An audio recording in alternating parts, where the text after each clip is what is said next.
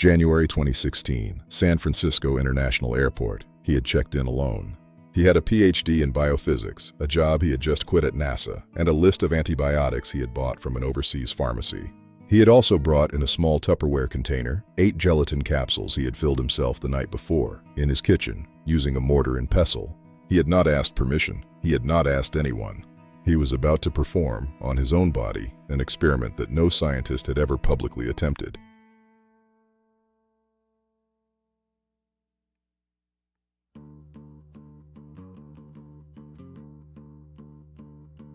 Okay. Before we go any further, you need to know something about the body you're sitting in right now. You are not just you. You are a walking ecosystem. Roughly 38 trillion microorganisms live on and inside you. They digest your breakfast, train your immune system, and, we now know, even nudge your mood.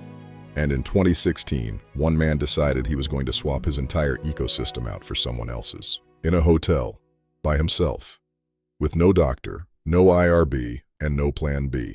Meet Josiah Zayner, PhD in molecular biophysics from the University of Chicago, postdoc at NASA Ames, where he engineered bacteria that might one day help terraform Mars. By any measurement, a serious scientist. But also, a mohawk, full-sleeve tattoos, and a deep frustration with the slow, locked-down pace of institutional science.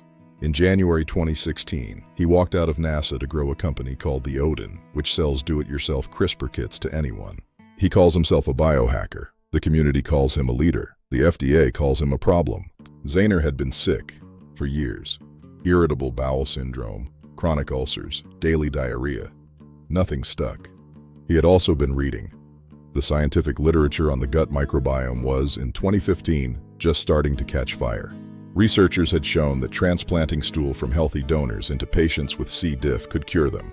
But the procedure was only legal for that one condition. For everything else, IBS ulcers, you were on your own. Zayner decided to be on his own, loudly, on camera.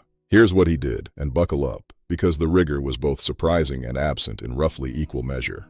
Phase 1. The donor. Zayner picked his friend Michael. He wanted Michael's entire microbial fingerprint. Phase 2. The prep. Zayner processed the stool by hand in his kitchen. He skipped the screening for HIV or parasites. Phase 3. The sterilization. Wiped every surface. Antiseptic shower. The goal: erase his existing microbiome completely. Phase 4. The inoculation. Over 3 days, he swallowed the capsules and swabbed the microbes into his own nose and mouth. He had done the reading. He had done the math. He had picked his donor. He had not done the donor screening. He had not done the safety review. He had not, in any traditional sense, done the science. But he was about to do it anyway. When journalist Arielle Duhaime-Ross covered the story for The Verge, she did not soft-pedal it. She watched him cut corners.